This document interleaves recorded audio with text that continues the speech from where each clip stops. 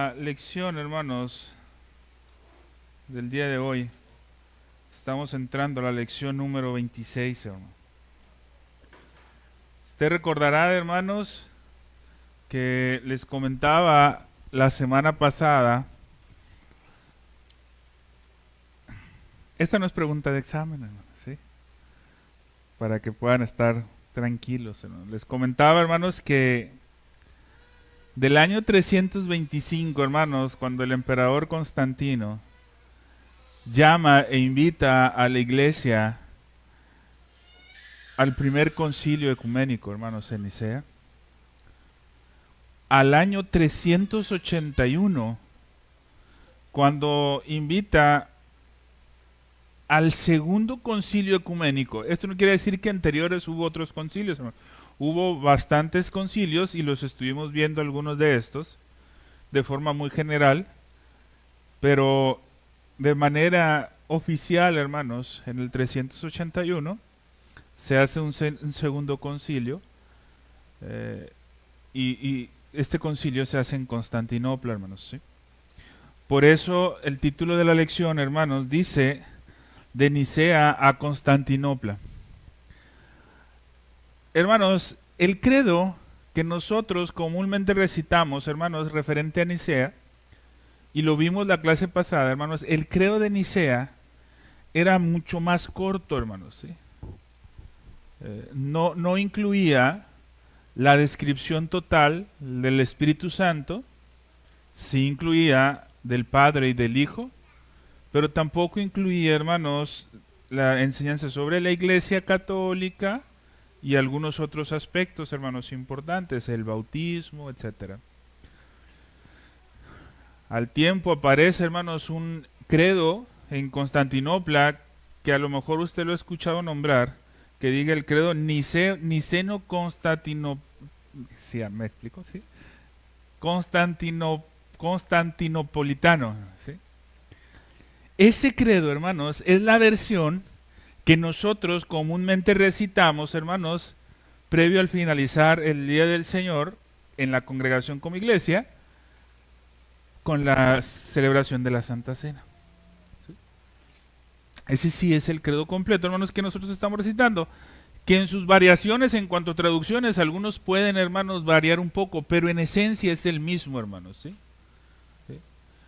Eh, Hoy vamos a pasar, hermanos, a... Recuerda, hermanos, que la lección pasada vimos una palabrita, homoousia, y la diferenciamos de la homoiousia. Una letrita nada más, de ahí.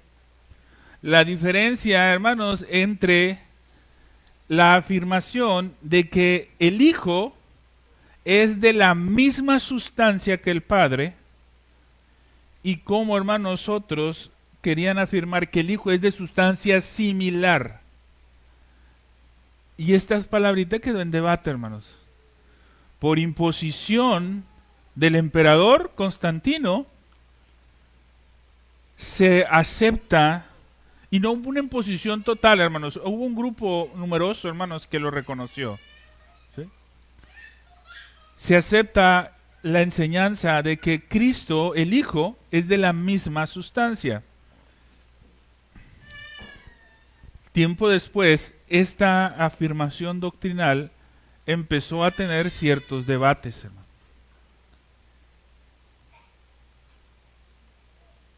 La lección pasada, hermanos, nosotros la terminamos hablando de Atanasio, ¿sí? Y su papel en esta controversia trinitaria. Ese lugar, hermanos, a la muerte de Atanasio, hoy vamos a estar viendo dos palabras, hermanos. Bueno, una que ya vimos, ousia, pero hoy vamos a agregar otra palabrita que es upostasis. O upóstasis, que esto es importante, hermanos, para que entendamos la definición trinitaria. Hermano, nosotros somos monoteístas, creemos en un solo Dios, rechazamos el politeísmo, pero aún así afirmamos el trinitarismo. Somos trinitarios. cómo se desarrolla esta enseñanza trinitaria, hermanos. Hoy vamos a ir cerrando cómo esta enseñanza trinitaria se desarrolla.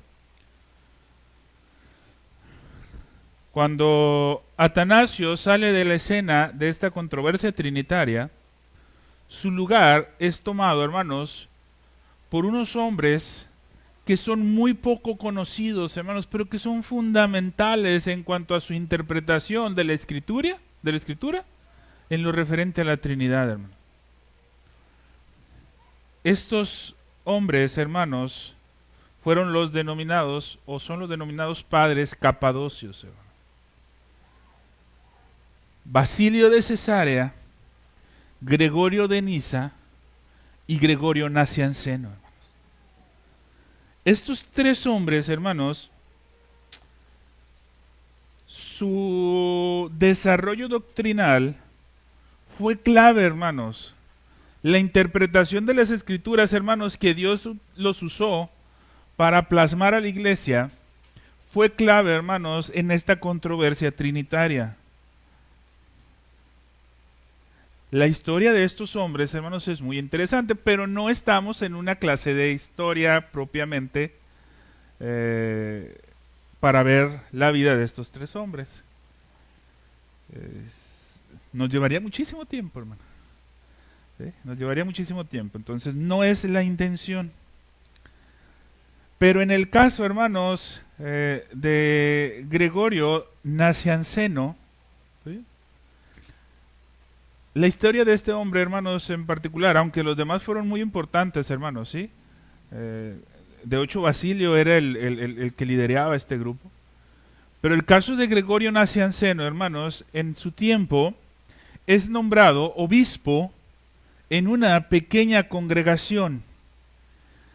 Esta congregación, hermanos, estaba en Constantinopla, ¿sí?, y es nombrado obispo.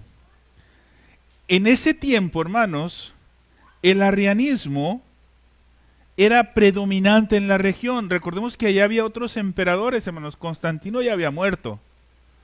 Y los decretos de Constantino, hermanos, para la religión o para la iglesia, pues habían sido hechos prácticamente a un lado, hermanos. Pero había un grupo que fielmente seguía defendiendo la doctrina de la Trinidad.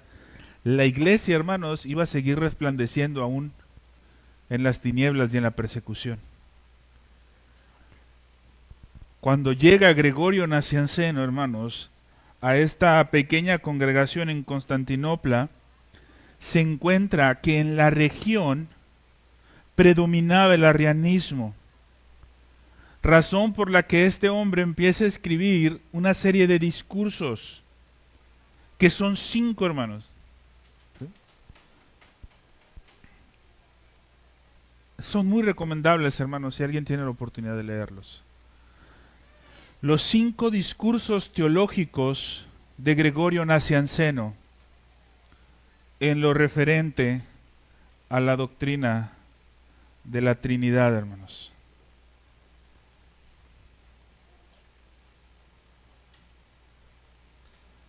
Cinco discursos.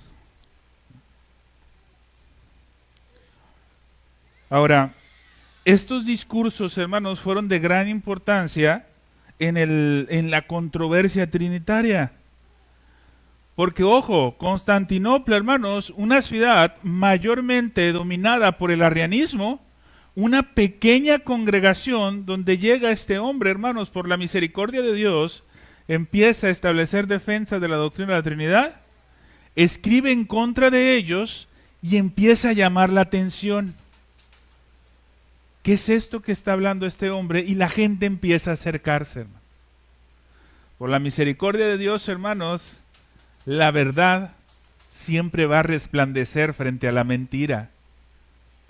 Y mucha gente, hermanos, empieza a acercarse a la congregación. ¿Te das cuenta de la importancia, hermanos, de ser fieles en la predicación del Evangelio? Esa congregación, hermanos, dominada por la herejía, había un grupo de creyentes que estaba haciendo luz y no querían, hermanos, seguir las ideas del mundo. y la gente empieza a reconocer. Recordemos, hermanos, que había tres grupos, hermanos, ¿sí? Había tres grupos. Ay, me adelanté. Todavía no nos vamos para allá. Había tres grupos, hermanos. Usted recordará, les decíamos, hermanos. Los nicenos, los padres capadocios eran parte de estos nicenos.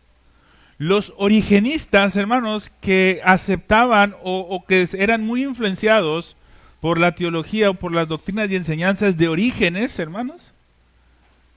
Un hombre, hermanos, que si bien es cierto tiene estudios que son buenos, hay que ver algunos con mucho detenimiento, hermanos.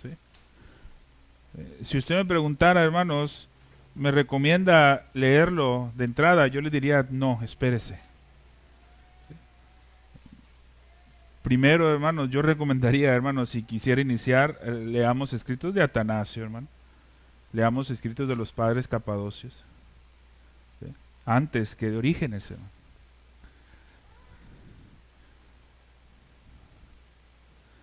Ahora, había algo, hermanos. Los padres capadocios no rechazaban a Orígenes. Al contrario, hermanos, le reconocían. Y reconocían bastante el valor que Orígenes tenía como teólogo. Sin embargo, rechazaban ciertas enseñanzas de Orígenes, como por ejemplo, la doctrina del universalismo de Orígenes, o la doctrina universalista de Orígenes. ¿Qué quiere decir esta doctrina universalista de Orígenes? Que todos tienen la misma posibilidad de ser salvos, que la decisión de la salvación está en cada uno de nosotros. Un inicio, hermanos, de una especie de pelagianismo, hermano. Que Cristo murió por todos los hombres, cuando sabemos nosotros, hermanos, que Cristo murió por su pueblo. Si dijéramos nosotros que Cristo murió por todos los hombres, la obra de Cristo es 100% eficaz. Si nosotros creyéramos eso, hermanos, entonces la Escritura erraría al decir que hay unos que van a ir a condenación al infierno. Ahora, esto no tiene nada que ver, hermanos, con la suficiencia del sacrificio de Cristo. ¿El sacrificio de Cristo es suficiente para salvar a toda la humanidad? Sí. Pero eficazmente obra en los elegidos. Esta era la enseñanza, hermanos, que rechazaba Orígenes, hermanos. Que tiempo después, hermanos, llegó a ser muy peligrosa, porque dio cabida al famoso libre albedrío en lo referente a la salvación. Sin embargo, reconocían a Orígenes, hermanos.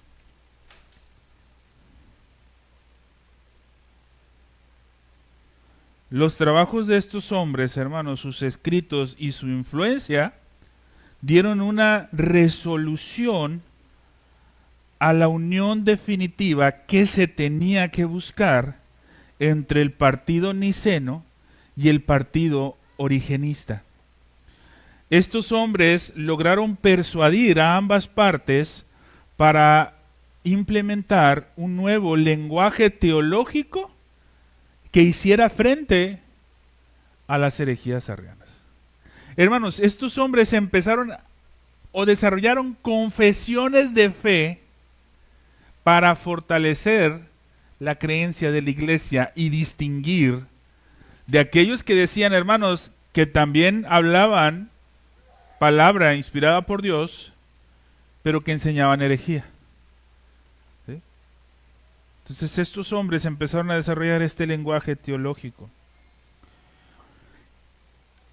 Pero el debate o el problema entre origenistas y nicenos, hermanos, se daba en dos palabritas, hermanos. ¿Sí? En dos palabritas que son las que vamos a ver, hermanos. Ousia y upóstasis. Hermanos, no me interesa tanto que nos aprendamos los términos. Lo que sí me interesa que aprendamos, hermanos, es la forma en la que se fue desarrollando esta controversia, cómo se le fue dando solución y las afirmaciones a las que se llegaron en esta controversia, hermanos. Ahora, ¿por qué era controversia, hermanos? Porque estas palabras, tanto ousia como hypostasis, hermanos, eran prácticamente usadas como una especie de sinónimos. Para los nicenos, el Padre y el Hijo tenían la misma esencia o naturaleza divina. Y cuando ellos afirmaban que el Padre y el Hijo tenían la misma esencia o naturaleza divina, ellos lo expresaban diciendo que tenían la misma ousia o la misma hypostasis.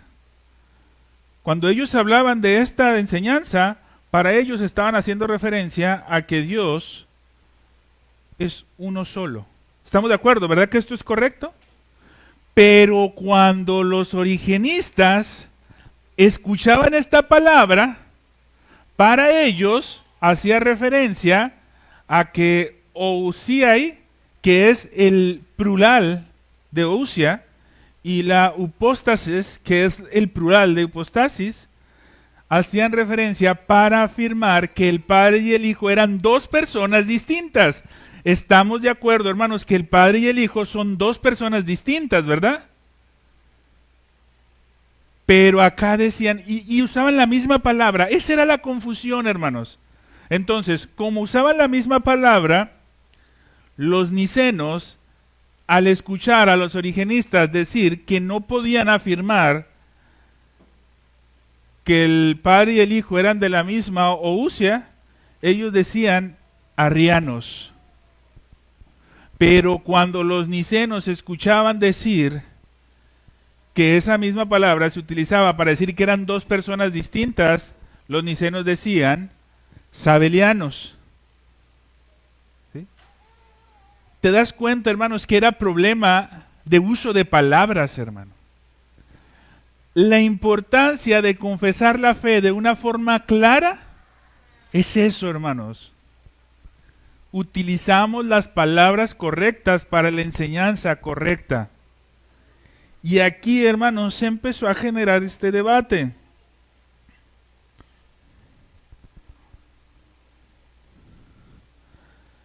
Para deshacerse de esta confusión, hermanos, que era muy fuerte,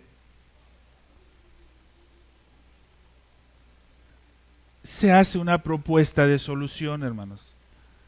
Los padres capadocios, hermanos, hacen esa propuesta. Y la propuesta que hicieron, hermanos, fue la siguiente. De ahora en adelante se le proponía los nicenos, hermanos, en representación de los padres capadocios, le proponían a los origenistas que de ahora en adelante la palabra ousia iba a ser utilizada para hacer referencia a la naturaleza, ser o esencia única de Dios y afirmar que el Padre y el Hijo comparten plena e igualmente y hace de ellos un solo Dios. ¿Sí? Es decir, dijeron, miren, cuando usemos la palabra ousia de ahora en adelante, no vamos a hacer referencia al usar esta palabra de personas. Vamos a hacer referencia de la naturaleza o ser única de Dios.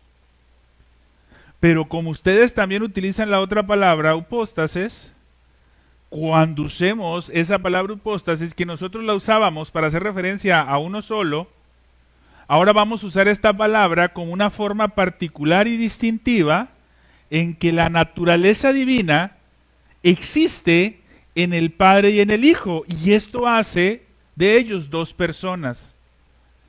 Entonces, ¿te das cuenta que la resolución fue, hermanos, esa palabra que usamos como sinónimo, de hoy en adelante ya no va a ser sinónimo? Para ellos estas dos palabras eran sinónimo, hermanos, eran lo mismo. Pero dijeron, de ahora en adelante ya no lo vamos a usar del mismo modo. Cuando nosotros afirmemos la homoousia, sabemos que estamos hablando de la naturaleza, el ser o la esencia de Dios única. Entonces, los origenistas ya no van a ver sabelianismo en esto cuando se usa esta palabra. Pero por otro lado, cuando usemos la palabra hipóstasis, el decir que es la forma particular y distintiva en la que la naturaleza divina existe y que hace del Padre y del Hijo dos personas distintas, ya no vamos a pensar nosotros nicenos de sabelianismo, porque vamos a saber que están afirmando la distinción entre el Padre y el Hijo como personas, pero seguimos manteniendo la divinidad. Esto, hermanos, fue como un baldazo de agua fría en el calor de 50 grados de Obregón, hermanos. Dijeron los origenistas y los nicenos, ahí está. Queremos rechazar el arrianismo y queremos rechazar el modalismo, ahí está la solución, dijeron. ¿Sí? Vamos a hacer confesiones de fe, declaraciones de fe específicas que rechacen ambas herejías, pero al mismo tiempo nos enseñan una doctrina en común. Entonces, hasta aquí, hermanos, ¿qué fue lo que desarrollaron? Padre e Hijo, una misma naturaleza, un mismo ser o esencia única de Dios. Pero al mismo tiempo, dos personas distintas, ¿sí? Sin confusión, el Padre y el Hijo. Hermanos, todo pareciera indicar que esto iba a ser una solución. Hermanos, pero Satanás no descansa, ¿sí? Porque aparece en escena otro grupo, ¿sí? Que se le conoció, hermanos, como los macedonios. O mejor conocidos, hermanos, como los luchadores contra el Espíritu. Ahora empieza otro problema, hermanos, ¿sí? Este grupo, hermanos, se oponía a los arrianos, ya que afirmaban la plena divinidad de Cristo. Es decir, hermanos, pudieran estar en sintonía con lo que los nicenos y con lo que los origenistas afirmaban, hermanos. Creían en la plena divinidad de Cristo. Pero la Escritura por ahí nos habla del Espíritu Santo. Bueno, sí. Estamos de acuerdo que el Padre y el Hijo tienen una misma ousia. Tienen una misma esencia. Pero el Espíritu Santo no. O sea, el Espíritu Santo está por debajo de ellos. Y esto empezó a causar conflicto también, hermano. Se viene otro conflicto. ¿El Espíritu Santo es Dios? Ya se había solucionado en teoría uno, hermanos. ¿Sí? ¿Qué hicieron, hermanos, estos hombres? Lo único que hicieron, hermanos, fue reconocer lo que anteriormente se había cuestionado sobre el Espíritu Santo, sobre la divinidad. Y esto ya había sido defendido anteriormente, hermanos. Atanasio, hermanos, ya había expuesto defensa en sus escritos. Lo que hicieron entonces fue retomar los argumentos de hombres como Atanasio y los conocidos padres de la iglesia para presentar defensa, y establecieron estos mismos términos, pero también aplicados al Espíritu Santo. ¿Sí? Entonces, lo que parecía un debate sobre Cristo se convierte, hermanos, en la definición de la ortodoxia, en lo referente a la doctrina de la Trinidad. Toda esta teniendo como base, hermanos, el teísmo clásico que anteriormente habíamos estudiado ya.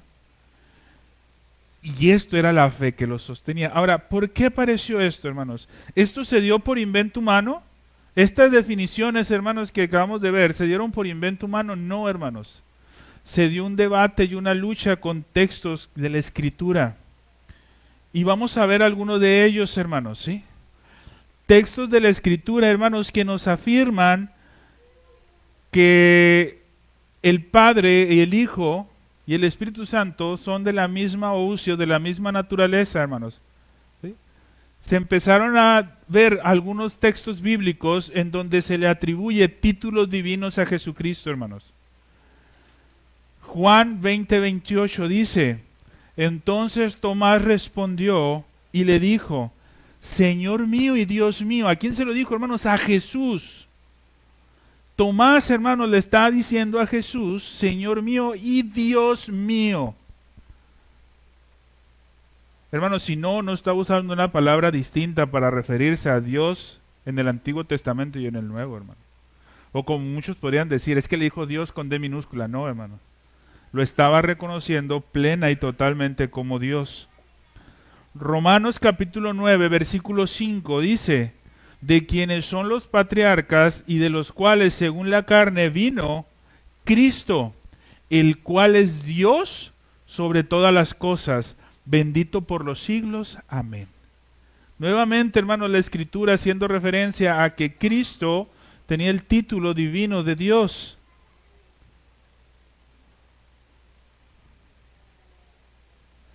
Ahora, no solamente le daban títulos divinos, hermanos, ¿sí?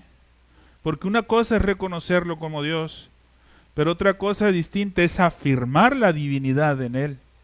Y esto la Escritura también lo hacía, hermanos. Juan 1:1. En el principio era el Verbo. ¿Sí? La palabra utilizada aquí, hermanos, es el logos. El debate doctrinal en aquel tiempo, hermanos, era si el logos era o no era Dios. Y el logos era la forma de referirse a Cristo. Y la Escritura aquí nos estaba diciendo: en el principio era el Verbo, y el Verbo era con Dios. Pero, hermanos, y el Verbo era Dios, hermanos. Otra vez, hermanos, se está afirmando, no simplemente dándole un título, sino afirmando que es Dios, el Verbo, el logos, Cristo. ¿Sí?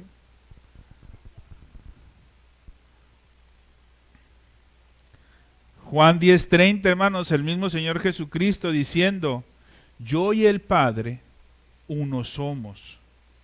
Estos textos, hermanos, estaban en el centro de la defensa, hermanos, de la afirmación de la doctrina trinitaria. Colosenses 2:9, porque en Él habita corporalmente toda la plenitud de la deidad. Nuevamente, hermanos, afirmando la divinidad de Cristo en la Escritura. Aún hay más, hermanos, textos que describen la relación entre el Padre y el Hijo. Juan 14, versículo 9 dice: Jesús le dijo: tanto tiempo hace que estoy con vosotros y no me has conocido, Felipe. El que me ha visto a mí, ha visto al Padre. ¿Cómo pues dices tú, muéstranos al Padre? El Padre y yo uno somos, ¿sí? Hebreos 1:3 dice: el cual, siendo el resplandor de su gloria y la imagen misma de su sustancia, y quien sustenta todas las cosas con la palabra de su poder, habiendo efectuado la purificación de nuestros pecados por medio de sí mismo, se sentó a la diestra de la majestad en las alturas. Nuevamente, hermanos, afirmando que Cristo es Dios. ¿Sí? Ahora, pero había textos que afirmaban que eran tres personas, hermano. Y estos textos eran considerados dentro de la controversia. ¿Sí? Textos que afirman esa distinción. Decían, por ejemplo, hermanos, Mateo 3:16 y 17. Un texto, hermanos, muy conocido. Jesús, después de que fue bautizado, subió luego del agua, y he aquí los cielos le fueron abiertos.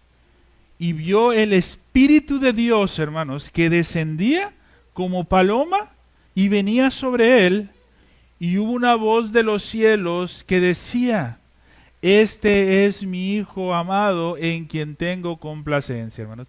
En un solo acto, ese único ser divino, pero se estaba manifestando de forma visible y audible en las tres personas de la Trinidad.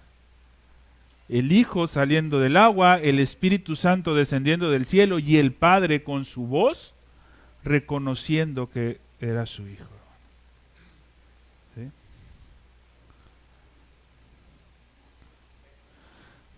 Juan 14:16, hermanos, nos dice: y yo rogaré al Padre. ¿Quién dice, hermanos? Cristo. Cristo está diciendo: y yo rogaré al Padre y os dará otro consolador. ¿Sí? Date cuenta que está hablando de otra persona. ¿Sí? Para que esté con vosotros para siempre. Hacía referencia, hermanos, al Espíritu Santo. ¿Sí? Entonces, hermanos, así como nos decían los textos que son de una misma esencia divina, también nos decían los textos de inspiración dada por Dios, hermanos, la revelación de la Escritura dada por Dios, nos decía que teníamos que distinguir en tres personas. Date cuenta, hermanos, sí, un solo Dios, pero distíngame de las tres personas. ¿Sí?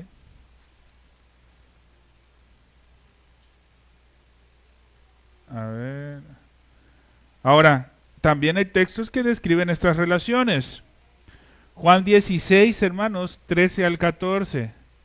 Dice: pero cuando venga el Espíritu de verdad, Él os guiará a toda la verdad, porque no hablará por su propia cuenta, sino que hablará todo lo que oyere, y os hará saber todas las cosas que habrán de venir. Él me glorificará, porque tomará de lo mío y os lo hará saber, hermanos. ¿Sí? Siguiente texto, Juan 1, del 1 al 5. Lo leímos, hermanos, al iniciar. En el principio era el Verbo, y el Verbo era con Dios, y el Verbo era Dios. Este era en el principio con Dios.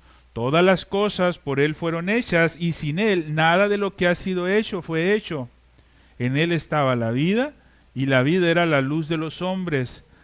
La luz en las tinieblas resplandece, dice, y las tinieblas no prevalecieron contra ella. Nuevamente, hermanos, hablando de esas relaciones. Ahora, de la misma manera, hermanos, hay textos que afirman la divinidad de cada persona por separado. Y aquí entra el Espíritu Santo, hermanos. Ojo con lo que dice este texto, hermanos. Hechos capítulo 5, versículos 3 y 4. Y dijo Pedro: Ananías, ¿por qué llenó Satanás tu corazón para que mintieses a quién?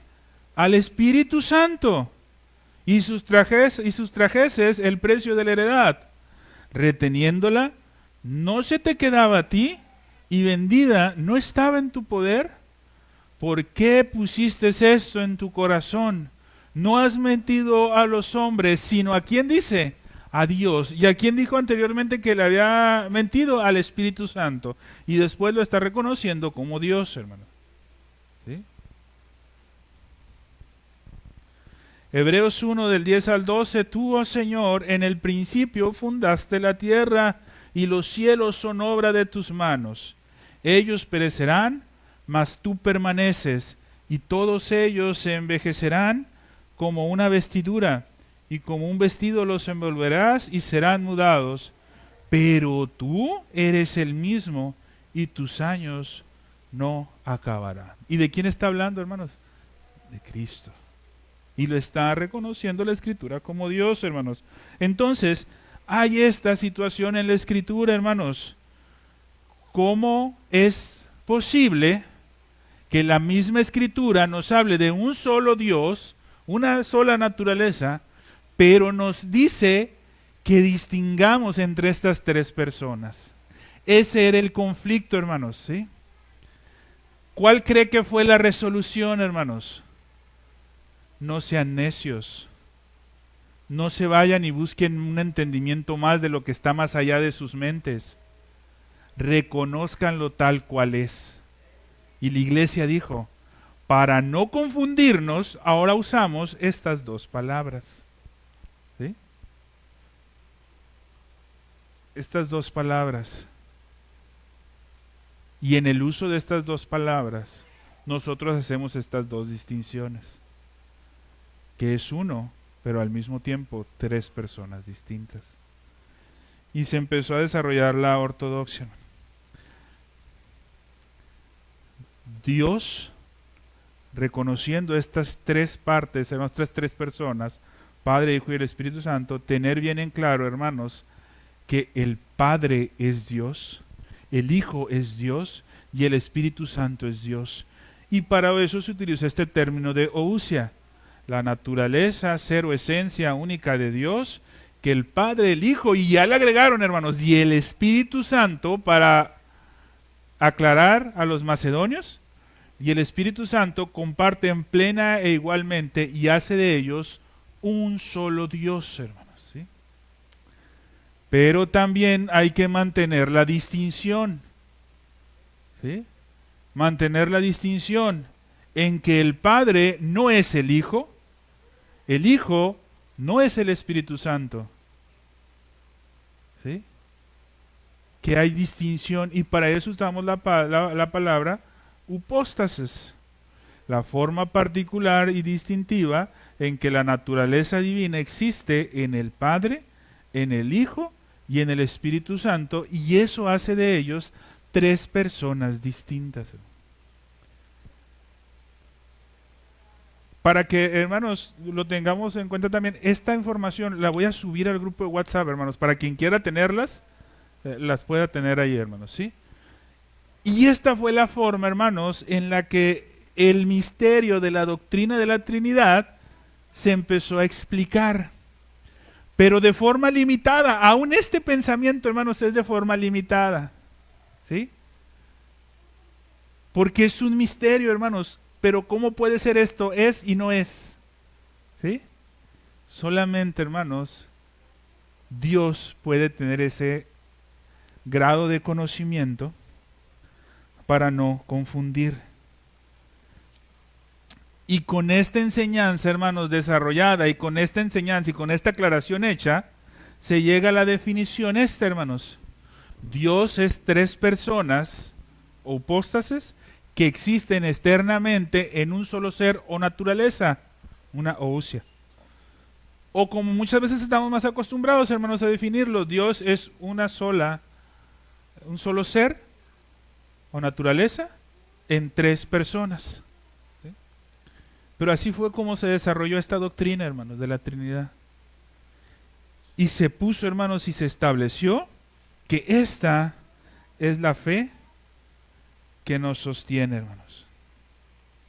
Y de entrada al credo niceno, hermanos. Ahora, esta definición propuesta por los capadocios fue aceptada.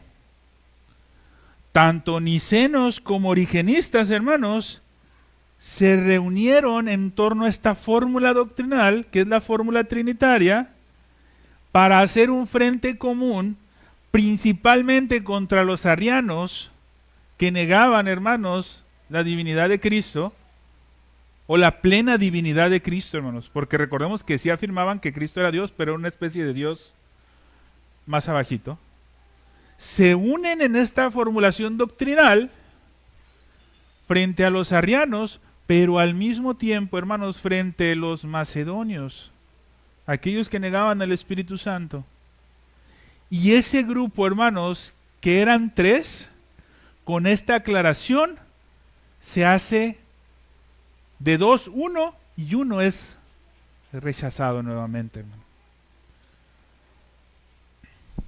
Entonces, en el año 378 después de Cristo, el emperador Valente muere. El emperador Valente, hermanos, recordemos, hermanos, que era arriano. Al ser el emperador arriano, y los otros emperadores, como en el caso de Constantino, hermanos, que ya habían muerto, y que él era niceno, al ser emperador arriano, ¿qué empezó a hacer, hermanos? Desterrar a los nicenos. Empezó a desterrar a los nicenos, pero al mismo tiempo, ¿sí?, como los origenistas se estaban oponiendo a ciertas ideas, pues también les empieza a desterrar. Y los origenistas dicen, algo tenemos que hacer. Y se ponen de acuerdo. Apareciendo los padres capadocios, formulan esta afirmación doctrinal. Pero ¿qué pasa, hermanos? Valente muere. ¿Sí? Valente muere y el emperador Graciano del Occidente, quien en ese tiempo, hermanos, era niceno, era partidario del grupo niceno, ¿sí?, nombra un nuevo emperador para el Oriente, que es donde se estaba dando más fuerte este debate. Y ahí pone como emperador, hermanos, a un soldado español llamado Teodosio. Este hombre, hermanos, al llegar al trono, usado por Dios, hermanos, la autoridad civil puesta por Dios, le da un golpe mortal al arrianismo, hermanos. Y llega y acaba con el arrianismo, por decirlo de alguna manera. ¿Qué es lo que hace este hombre, hermanos? Primero emite un edicto en el año 380. Ojo, notemos que aún no hemos llegado al concilio, hermanos. Emite un edicto en el año 380, que ese edicto reconoce a los creyentes nicenos bajo el principio, hermanos, que se estableció en el concilio de Nicea en el 325. Bajo ese principio los reconoce, hermanos, como los únicos sobre la tierra con el derecho de ser reconocido y utilizar el término, ¿cuál cree, hermanos?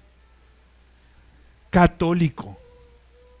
Ahí, hermanos, en el 380, con Teodosio dice, ellos son los únicos que pueden ser nombrados católicos, los que afirman lo que en Nicea se estableció.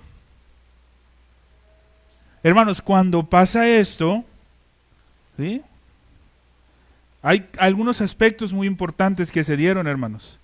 Al ser reconocidos como los únicos de manera oficial para utilizar el término católico y hacerse referencia a sí mismo como católicos,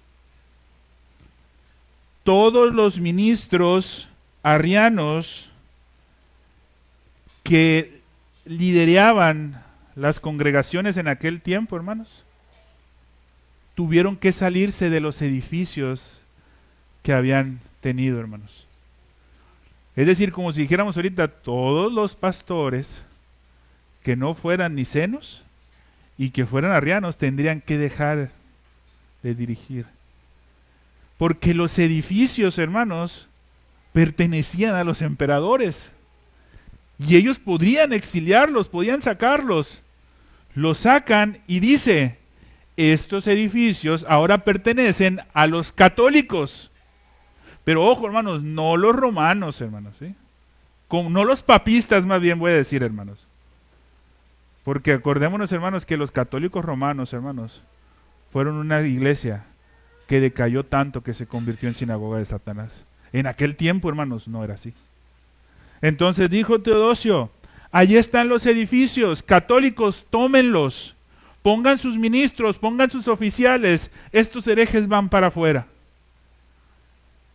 Los católicos, hermanos, toman los edificios, ¿sí?, y la iglesia católica empieza a crecer.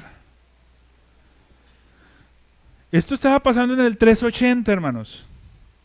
Para el año 381, Teodosio, el que había dado ese edicto en el año 380, convoca al segundo concilio ecuménico en Constantinopla. ¿Sí? En ese concilio ecuménico, hermanos, en Constantinopla, se presenta de forma oficial la nueva fórmula doctrinal y le adhieren algunas cuestiones, hermanos, que en Nicea no se habían tomado en cuenta, porque no había una disputa referente a eso, hermanos. y presentan una edición revisada del credo de Nicea, que es lo que nosotros hoy conocemos, hermanos. ¿Qué diferencias tienen, hermanos? Y ahorita al finalizar, hermanos, vamos a recitar el credo de Nicea, hermanos, para que veamos las diferencias. ¿Sí? ¿Qué diferencias tienen, hermanos? ¿Sí? El credo de Nicea, ¿sí?, afirmaba el término homoousia. ¿Sí? Ese se queda, ¿sí? Pero esa creencia de homoousia se extiende al Espíritu Santo. En Nicea, hermanos, afirmaban que el Hijo era de la misma esencia. Y después, acuérdense que terminaba el credo de Nicea, el credo de Nicea del 325, la primera versión, termina y creo en el Espíritu Santo, hasta ahí. Pero no dice nada del Espíritu Santo. En Constantinopla, en esa revisión que hacen al credo de Nicea, por eso se le sigue conociendo como el credo de Nicea, hermanos, ¿sí? Porque lo que hicieron fue una revisión únicamente y lo extendieron. Y empieza a afirmar sobre la divinidad del Espíritu Santo, ¿sí? El credo de Nicea, hermanos, declara que el Espíritu Santo es Señor y dador de vida. ¿Sí? Y se le declara también que debe ser adorado y glorificado, junto con el Padre y con el Hijo. Esto ya lo habían dicho del Hijo. Ahora después dicen, esto también tiene que aplicar al Espíritu Santo. Este credo, hermanos, fue tan valorizado que comenzó a usarse a partir de ahí. Bueno, hermanos, y lo otro que se le agregó, hermanos, creo en una santa iglesia católica y apostólica. ¿Sí? ¿Por qué, hermanos? Porque ya habían sido dictaminados como que ustedes van a ser los únicos reconocidos como católicos. Alguna vez, hermanos, escuché a alguien decir, y estoy totalmente de acuerdo, tenemos que recuperar el uso del término católico. No le pertenece a los papistas, hermanos. Un papista, hermanos, en este tiempo, con las afirmaciones que tienen, hubiera sido declarado hereje, hermanos. De una forma bien contradictoria, hermanos. Ellos mismos, en el año 1400, se declararon error al extremo el afirmar que puede haber un intercesor entre nosotros y Cristo. Ellos mismos declararon eso, hermanos, en el año 1400 y cacho, no recuerdo exactamente el concilio, hermanos, pero Roma declaró esto. 100 años después y cachito, empezaron a afirmar que María era la intercesora entre el hombre y Jesús. O sea, pero unos años antes declaraban grotesco ese error. Y después, ¿te das cuenta de la contradicción, hermanos? Entonces, si ellos, hermanos, si los papistas, si el papa de hoy, hermanos, el supuesto nombrado papa, el supuesto nombrado vicario de Cristo, estuviera en aquel tiempo, hubiera sido exiliado, hermanos. Hubiera sido exiliado.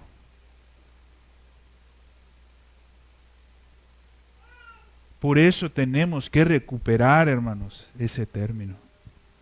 El término católico, hermanos, no les pertenece a ellos, hermanos.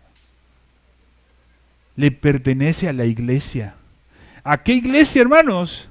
A la que confiesa el teísmo clásico. A la que confiesa el teísmo clásico y se ve, hermanos, plasmado en la declaración trinitaria de fe. A esa iglesia le pertenece el término católico.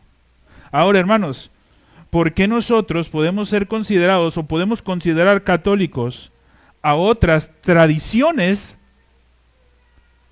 como que no comparten el 100% de las ideas de nosotros, como por ejemplo los paidobautistas dentro del presbiterianismo o el congregacionalismo? Porque ellos, hermanos, afirman estas verdades.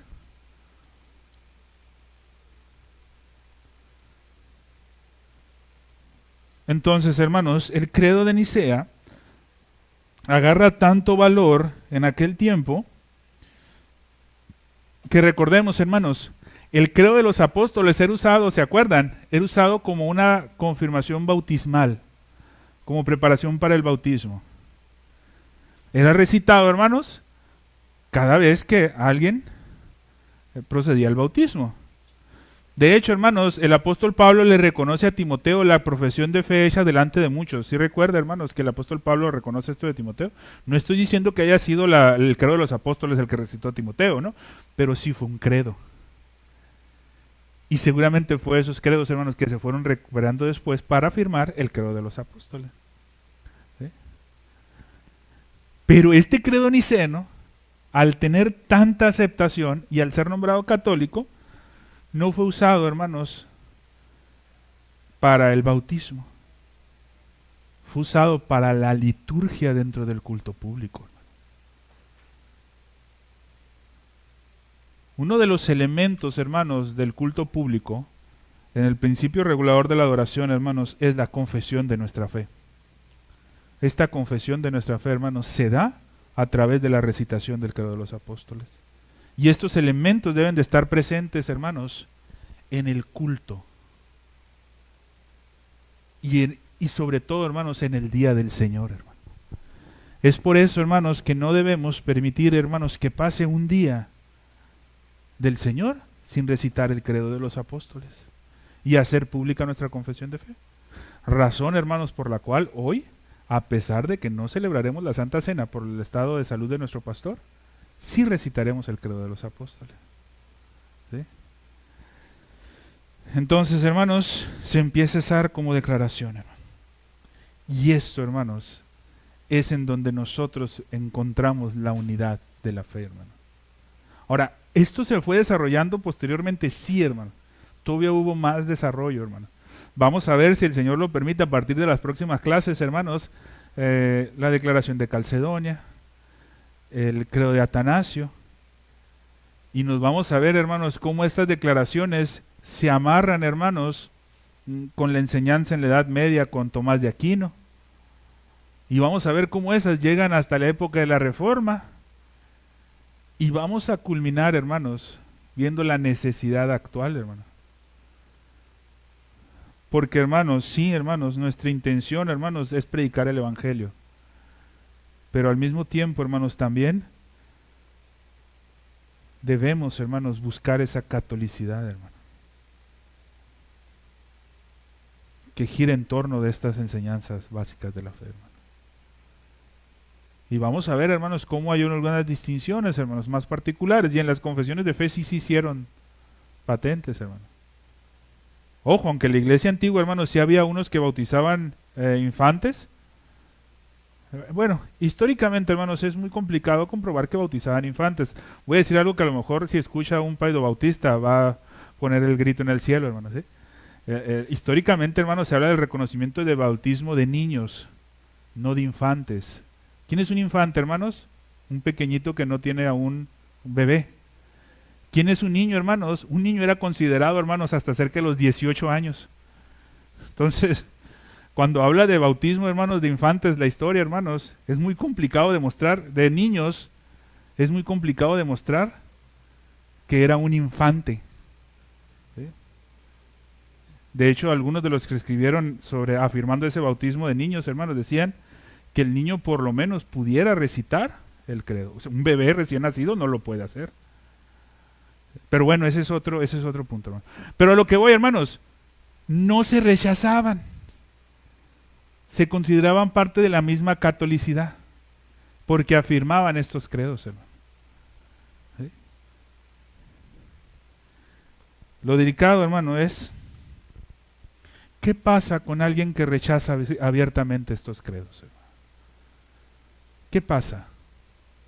Ahí está el problema, ¿no? Rechazarlo con conocimiento de esto que acabamos de estudiar, hermanos, por lo menos, y aún así en nuestra necesidad rechazarlo y decir, no, es que esto es de Roma. Una vez conociendo, hermanos, cómo se fue desarrollando y cómo llegó, no pudiera, hermanos, una iglesia rechazarlo. Al contrario, hermanos, tendría que adoptarlo, necesariamente. Porque quien lo rechaza, hermanos, está rechazando la Trinidad. Oh, hermano, pero es que la estamos rechazando, buscando que la Escritura sea nuestra única autoridad. Los arrianos pensaban eso. Los modalistas pensaban esto. Los abelianos pensaban esto. Los luchadores contra el espíritu pensaban esto. Y los pelagianos pensaban esto. ¿Y dónde terminaron? Los que se mantuvieron firmes fueron únicamente, hermanos, los católicos. Roma se separó, pero Roma no es la Iglesia Católica. ¿Sí? Bien, hermanos, vamos a dejar la clase hasta aquí para pasar, hermanos, a lo que sigue, hermanos.